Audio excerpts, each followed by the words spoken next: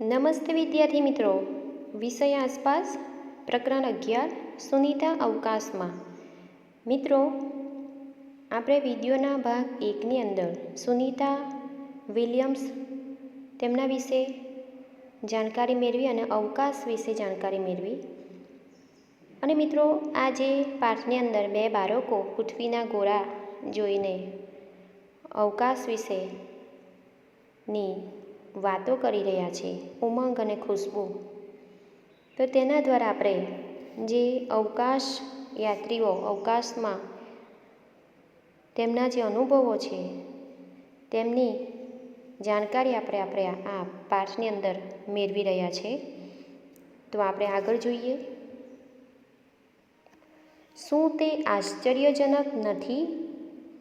પૃથ્વી પર આપણે જ્યારે કોઈ વસ્તુ પદાર્થ ઉપર ફેંકીએ છીએ તે નીચે આવે છે. આપણે દડો હવા ઉપર ફેંકીએ છીએ તે નીચે પડે છે. આપણે તેને પકડવા સક્ષમ છીએ.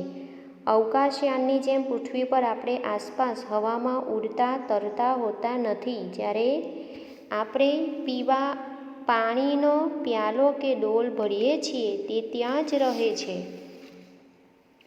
જેમ સુનીતા વિલિયમ્સે કહ્યું તેમ પાણી ટીપાના રૂપમાં ફરતું નથી. પૃથ્વીમાં કશું ખાસ છે જેના કારણે તે શક્ય છે. પૃથ્વી બધું તેના તરફ ખેંચે છે.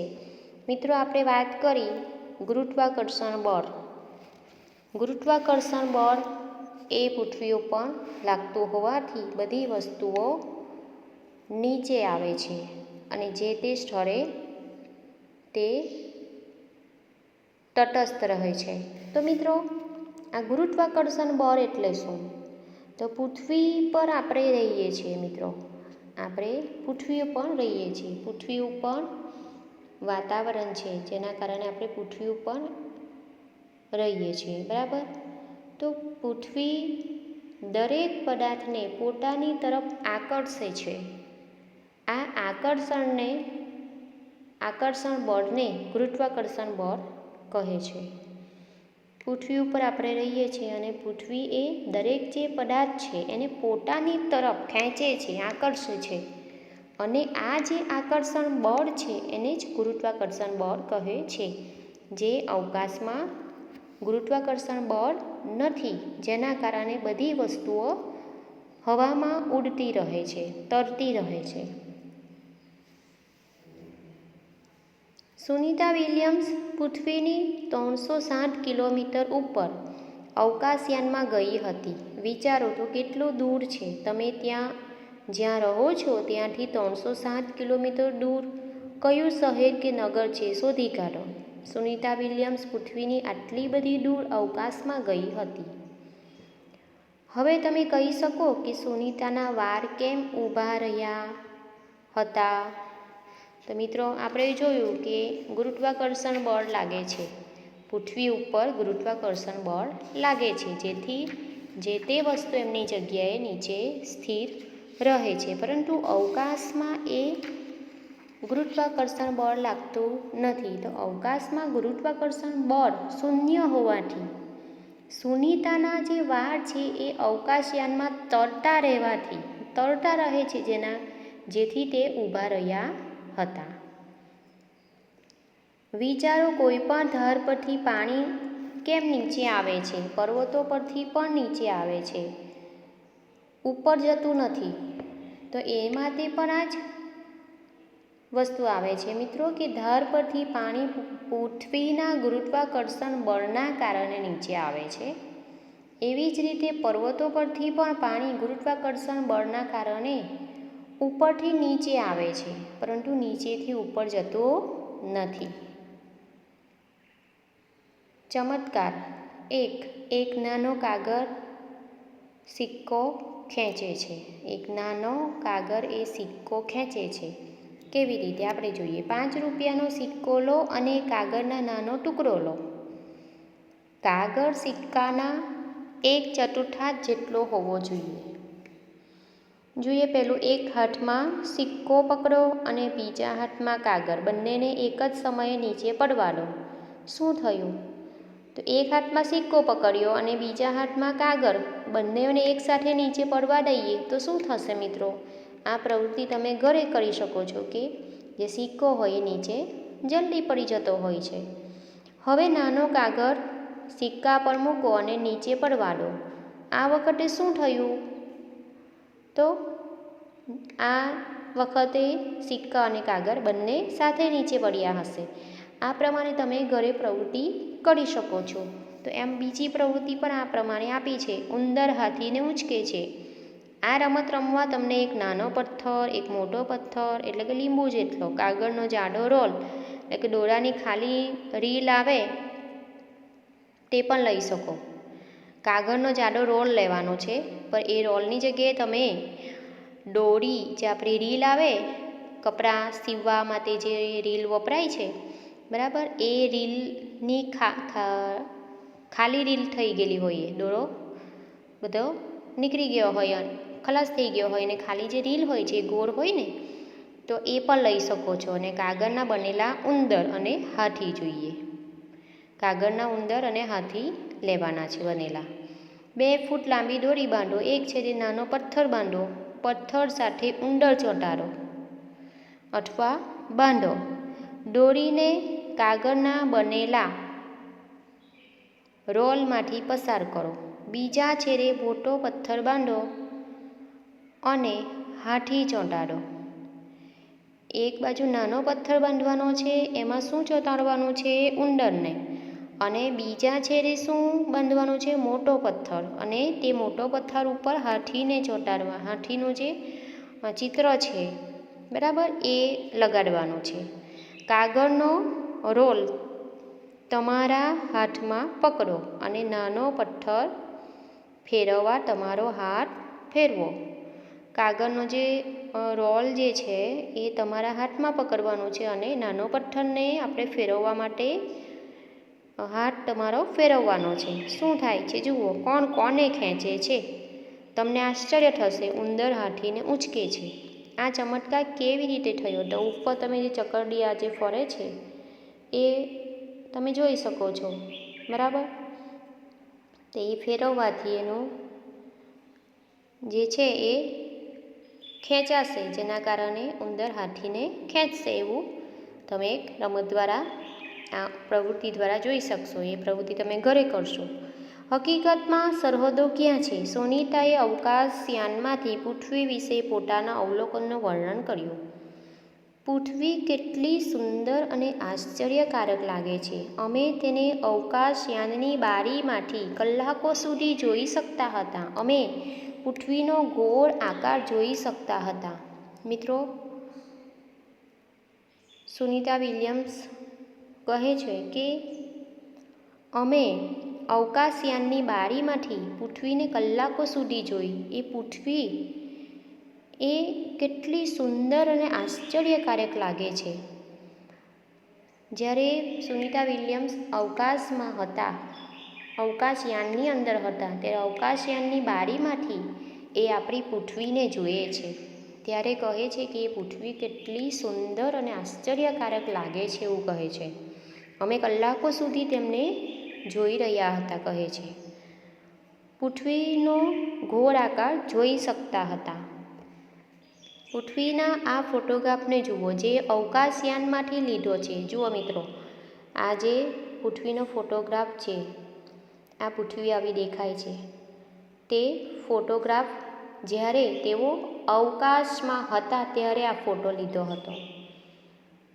તે ફોટોગ્રાફ પરથી આજે આપણે જાણી શકીએ છીએ કે પૃથ્વી કેવી દેખાય છે. પરંતુ હજારો વર્ષો પહેલાં લોકો ફક્ત પૃથ્વી કેવી દેખાય છે તે વિશે અનુમાન કરી શકતા હતા. પૃથ્વી કેટલી મોટી છે, તે કેવી રીતે ફરે છે, તે શોધવા વૈજ્ઞાનિકોએ સખત પ્રયાસ કર્યા છે. આ ફોટોગ્રાફ જુઓ અને કહો, તમે ભારત જોઈ શકો છો? જુઓ, ઉમંગ અને ખુશ્બુ વાત કરી રહ્યા હતા પૃથ્વીના ગોળા લઈને, બરાબર. તો એની અંદરથી તેઓ વાત કરે છે. તો આ જે ફોટોગ્રાફ છે એની અંદરથી તમારે કહેવાનું છે કે આમાં તમે ભારત, આપણો દેશ જોઈ શકો છો? નથી જોઈ શકાતું, બરાબર ને? આની અંદર આપણે ભારત ક્યાં છે એ આપણું જોઈ શકાતું નથી. તમે બીજી કોઈ જગ્યા ઓળખી શકો છો? તો બીજી જગ્યામાં આપણે દરિયો ઓળખી શકીએ છીએ. એમાં બરાબર, દરિયો ક્યાં છે? તો પૃથ્વીના ફોટોગ્રાફમાં જે ભાગ નીલા રંગનો દેખાય છે એ ભાગ દરિયો છે. તમારા વિચારે ગોળામાં અને આ પૃથ્વીના ફોટોગ્રાફ વચ્ચે કઈ સમાનતા છે? કઈ રીતે તે અલગ છે? મિત્રો, ગોળામાં અને પૃથ્વીના ફોટોગ્રાફમાં પૃથ્વી તો ગોળ જ દેખાય છે, બરાબર ને? આવો જ ગોળો પણ આપણે જોઈએ છીએ. જે ગોળો બનાવટી આપણે જે ગોળો જોઈએ છે, જે ખુશ્બુ અને ઉમંગ જોઈ રહ્યા છે, બરાબર? તો એમાં પણ પૃથ્વી આ પ્રમાણે દેખાય છે, દોરેલી છે, બરાબર? અને આ ફોટોગ્રાફમાં પણ એ પ્રમાણે ગોળ છે એમ દેખાય છે. આ સમાનતા છે, સરખું છે. આ અલગ એ છે કે પૃથ્વીના ફોટોગ્રાફમાં દેશો અને જગ્યાઓ ઓળખવી મુશ્કેલ છે, બરાબર ને? આને જોઈને આ દેશ અહીં છે તે ખબર પડતી નથી. જ્યારે પૃથ્વીના જે ગોળા છે, ફોટોગ્રાફ અને ગોળા વચ્ચે આપણે શું સમાનતા છે તેમની વાતો કરી રહ્યા છે, તો ફોટોગ્રાફમાં આપણે ઓળખી શકાતું નથી કે આ દેશ ક્યાં છે. જગ્યા ઓળખવી મુશ્કેલ છે.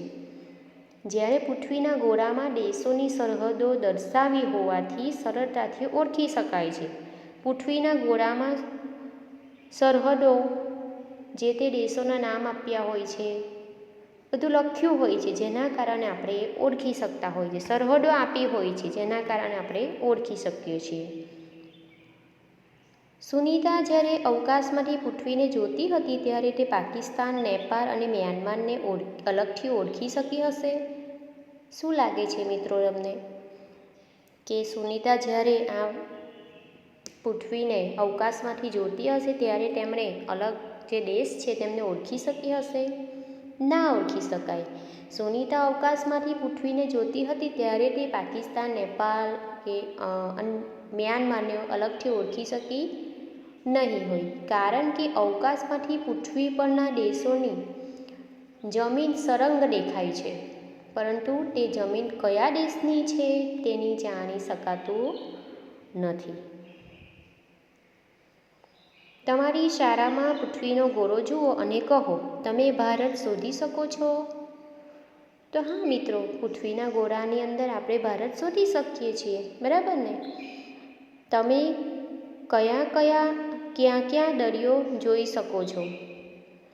તો કે મિત્રો, આપણે ભારતની દક્ષિણમાં, પૂર્વમાં અને પશ્ચિમમાં દરિયો જોઈ શકીએ છીએ. તમે પૃથ્વીનો ગોળો જોયો હોય તો તમને ખ્યાલ આવશે. ના જોયો હોય તો તમે કોઈકના ઘરે હોય તો જોઈ શકો છો, બરાબર? તમે કયા દેશ જોઈ શકો છો? તો પૃથ્વીના ગોળામાં ભારત, ચીન, શ્રીલંકા, પાકિસ્તાન, ઓસ્ટ્રેલિયા, જાપાન વગેરે દેશો જોઈ શકાય છે. તમે થોડા એવા દેશ જોઈ શકો છો જેની સાથે ભારત ક્રિકેટ રમત રમે છે. ઉદાહરણ તરીકે ઇંગ્લેન્ડ, ઓસ્ટ્રેલિયા, પાકિસ્તાન, બાંગ્લાદેશ અને દક્ષિણ આફ્રિકા ક્રિકેટ રમી શકે છે. એવા બધા દેશો ને તમે ગોળાની અંદર જોઈ શકો છો? તો હા, એવા દેશોને પણ જોઈ શકાય છે જેની સાથે ભારત ક્રિકેટની રમત રમે છે. ઉદાહરણ તરીકે ઇંગ્લેન્ડ, ઓસ્ટ્રેલિયા, પાકિસ્તાન, બાંગ્લાદેશ અને દક્ષિણ આફ્રિકા. આ ઉપરાંત ન્યૂઝીલેન્ડ છે, શ્રીલંકા, ઇન્ડોનેશિયા વગેરે દેશોને પણ જોઈ શકાય છે. બધા દેશો તમે પૃથ્વીના ગોળાની અંદર જોઈ શકો છો.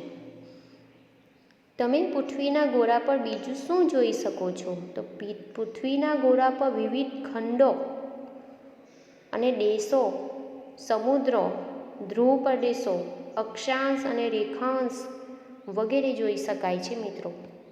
તમે જોશો તો તમને ખૂબ જ જાણવા મળશે. આપણે વર્ગખંડની અંદર હોત તો આપણે આ બધું જાણી શકતે. અને આપણે ફરી પાછા મળીશું ત્યારે જરૂર પૃથ્વીના ગોળામાં આ બધી વસ્તુઓ, આ બધા દેશો, વિવિધ ખંડો, સમુદ્રો, ધ્રુવ પ્રદેશો એ પૃથ્વીના ગોળાનો અભ્યાસ જરૂર કરીશું. ખુશ્બુ અને ઉમંગ ગોળા પર જુદા જુદા દેશો જોઈ રહ્યા છે. ખુશ્બુ કહે, જો ગોળા પર બે દેશો વચ્ચે સરહદો જોવા મળે છે, આવી સરહદો પૃથ્વી પણ છે? પૂછે છે કે જો ગોળા પર બે દેશો વચ્ચે સરહદો જોવા મળે છે, ગોળા ઉપરની વાત છે, બરાબર, તો આવી સરહદો પૃથ્વી પર પણ છે એવું પૂછે છે.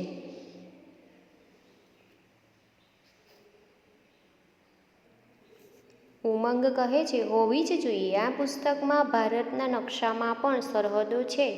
અહીં જો બે રાજ્યો વચ્ચે પણ સરહદો છે. ખુશ્બુ કહે, જો આપણે દિલ્હીથી રાજસ્થાન જઈએ તો શું આપણને આ સરહદો જમીન પર જોવા મળે? ભારતના નકશાને જુઓ અને કહો. ભારતનો નકશો એ જોવાનો છે મિત્રો. એના પરથી આ પ્રશ્નના જવાબ તમને મળશે. તો આપણે વાતો કરીએ અહીં પ્રશ્નોની. તમે જે રાજ્યમાં રહો છો તે શોધી બતાવો. ભારતનો નકશો લેવાનો છે અને તમે જે રાજ્યમાં રહો છો એ શોધી બતાવવાનો છે. તો આપણે ગુજરાત રાજ્યમાં રહીએ છીએ, બરાબર ને? તો ભારતના નકશાની અંદર તમારે એ રાજ્ય શોધી કાઢવાનું છે, ગુજરાત. તમે જે રાજ્યમાં રહો છો તેની પડોશમાં કયા કયા રાજ્યો આવેલા છે? પડોશમાં રાજ્યો આવેલા છે તો જે આપણે ગુજરાતની અંદર રહીએ છીએ તો ગુજરાત રાજ્યની બાજુમાં એ રાજસ્થાન આવેલું હશે. તમે જોશો તો તમને ખબર પડશે. રાજસ્થાન, મધ્યપ્રદેશ અને મહારાષ્ટ્ર રાજ્ય આવેલા છે. તો એ નકશામાં શોધવાનું રહેશે. આજુબાજુ તમે જોશો ને એટલે એ પાડોશી રાજ્ય કહેવાય, આપણા પડોશમાં આવેલા કહેવાય. આપણે કેમ ઘર હોય આપણા, તો આપણે જ્યાં રહેતા હોય ઘર, એના આજુબાજુના જે ઘર હોય એ આપણા પડોશી કહેવાય. તેમ આ જે રાજ્ય છે એ ગુજરાત છે. ગુજરાતની ઉપર બાજુમાં અને નીચે તમે રાજસ્થાન, મધ્યપ્રદેશ અને મહારાષ્ટ્ર જોઈ શકશો. તો એ આપણા પડોશી રાજ્ય કહેવાય. તમે બીજા કોઈ રાજ્યમાં ગયા છો? તમે કોઈક બીજા રાજ્યમાં ગયા હોય, જેમ કે મહારાષ્ટ્ર છે, રાજસ્થાન છે, ફરવા માટે ગયા હોય, મધ્યપ્રદેશ છે, ઉત્તર પ્રદેશ છે, ઓડિશા છે, એ બધા રાજ્યમાં તમે ગયા હોય તો તમારે લખવાનું રહેશે. ઉમંગ વિચારે છે કે જમીન પર રાજ્યો વચ્ચે સરહદો દોરેલી છે. તમે શું માનો છો? ના, જમીન પર રાજ્યો વચ્ચે કોઈ પણ પ્રકારની સરહદો દોરેલી નથી. તે ફક્ત નકશામાં દર્શાવવામાં આવેલી છે. જ્યારે સુનીતાએ પૃથ્વીને અવકાશમાંથી જોઈ તેને તે ખૂબ જ સુંદર લાગી. તેના મનમાં ઘણા વિચારો આવ્યા. તેને વર્ણન કર્યું, ખૂબ જ દૂરથી કોઈ માત્ર જમીન અને દરિયો જ ઓળખી શકે. જુદા જુદા દેશો કોઈ જોઈ ના શકે. દેશોના ભાગલા આપણે પાડ્યા છે.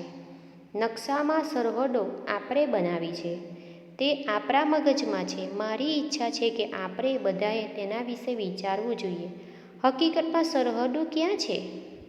બરાબર છે ને મિત્રો? કે દેશોના ભાગલા આપણે લોકોએ પાડ્યા છીએ, બરાબર? નકશામાં સરહદો આપણે બનાવી છે. આપણા મગજમાં જ આ છે ભાગલા જુદા પડવાની, બરાબર? તો દૂરથી એમણે જે પૃથ્વીને જોઈ એ તો ખૂબ જ દૂરથી કોઈ માત્ર જમીન અને દરિયો જ ઓળખી શકે. જુદા જુદા દેશો કોઈ જોઈ ના શકે. દેશોના ભાગલા એ આપણે પાડેલા છે. એટલે એ ભાગલા પાડેલા પૃથ્વીની અંદર જોઈ શકાતું નથી એવું કહે છે. તો એ કહે છે કે આ બધું આપણે જે ભાગલા પાડ્યા છીએ એમના વિશે વિચારવું જોઈએ એવું કહે છે. હકીકતમાં સરહદો ક્યાં છે એવું કહે છે. હકીકતમાં સરહદો ક્યાં છે એવું પૂછે છે. આ ભાગલા તો આપણે જ બધાએ પાડ્યા છે, આપણી અંદર જ છે, આપણે જ કર્યું છે એવું કહે છે. મિત્રો, એના પછીની વાત આપણે નેક્સ્ટ વિડીયોની અંદર કરીશું અને વિડીયોને અહીં આપણે આજે અટકાવીએ છીએ.